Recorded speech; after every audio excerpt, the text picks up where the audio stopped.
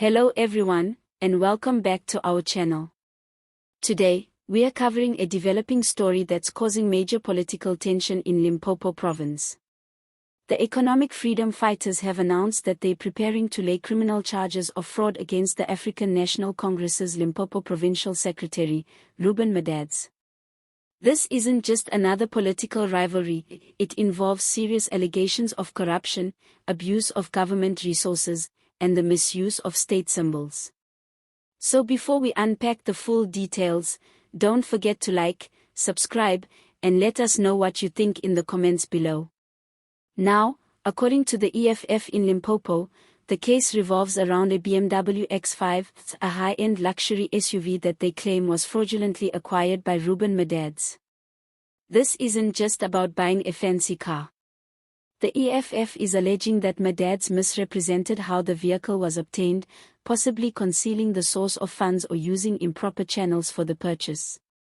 To make matters worse, the vehicle was reportedly fitted with blue lights, normally reserved for police, emergency vehicles, and high-ranking state officials. That last detail is a big deal. In South Africa, the unauthorized use of blue lights is not only illegal but seen as a blatant abuse of power. It's meant to signal state authority and urgency, so when a politician rides around using them without authorization, it sends the message that they see themselves above the law. For the EFF, this isn't just about one vehicle, it's about what the vehicle represents: corruption, entitlement, and the unchecked arrogance of certain political elites. The EFF's leadership in Limpopo has made it clear that they won't let this issue slide. They've stated that they're committed to holding public officials accountable, regardless of political affiliation.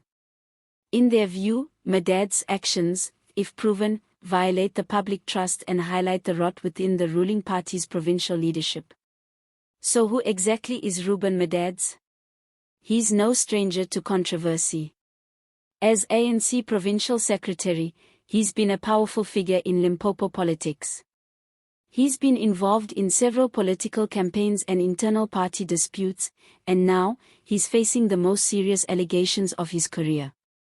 What makes this case even more sensitive is that it comes at a time when the ANC is already under intense scrutiny, both from the public and from rival parties, over a range of issues, from service delivery failures to corruption scandals. As of now, the ANC has not issued a formal statement on the matter. Party insiders have indicated that internal discussions are ongoing and that the leadership is treating the matter with seriousness. But for many South Africans, especially in Limpopo, the silence is deafening. People want answers. They want to know if the ANC will stand by Madadzhe or if it will support a thorough investigation and take disciplinary action if the allegations hold water. Meanwhile, the EFF's move to take legal action is being interpreted as both a moral stand and a strategic political maneuver. By taking the high ground on corruption, the EFF is sending a clear message: they're not afraid to challenge the ANC head-on, and they're willing to use legal tools, not just political rhetoric, to fight unethical conduct.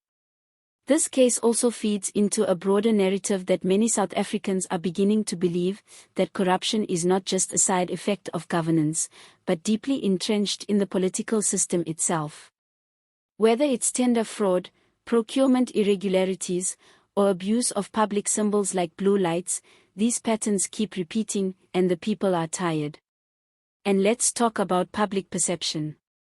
For communities struggling with poor infrastructure, high unemployment, and limited public services, stories like these are infuriating. The sight of a political leader driving around in a luxury BMW X5 with illegal blue lights, while residents go without basic services, feels like a slap in the face. It's a reminder of the widening gap between the political elite and the people they're meant to serve. The outcome of this case could have major implications, not just for Madadzhe, but for the ANC's credibility in Limpopo and nationally. If the allegations lead to criminal charges or expose deeper networks of corruption, it could deal a serious blow to the party's image ahead of the upcoming elections. On the other hand, if the matter is swept under the rug, it could fuel even more public anger and further erode trust in democratic institutions. And let's be honest, this isn't just about Limpopo. What's happening in that province is reflective of broader issues across the country. The politicization of state resources, the misuse of authority, and the failure of accountability mechanisms are problems that South Africa continues to grapple with. The Madadzhe case could become a litmus test for whether or not those in power are finally held to account. So, what's next? The EFF has vowed to open a formal case with the police. If they follow through, we can expect an official investigation to be launched, and possibly even court proceedings in the near future. The big question is, will the ANC cooperate, or will it protect one of its own?